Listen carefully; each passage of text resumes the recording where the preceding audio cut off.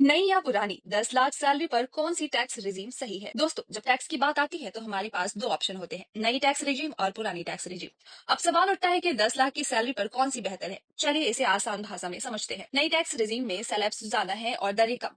यहाँ कोई छूट कटौती का झंझट नहीं है। अगर आपकी सालाना आय 10 लाख है तो आपको सीधे साधे दरों पर टैक्स देना होगा। 5 लाख तक की आय पर कोई टैक्स नहीं लगता। इसके बाद टैक्स 10% और 15% की दर से लगता है।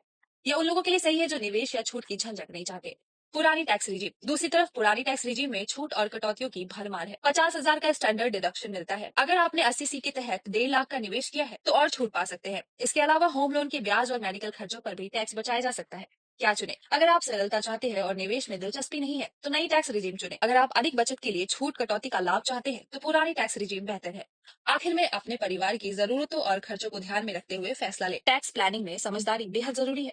Bureau report, times.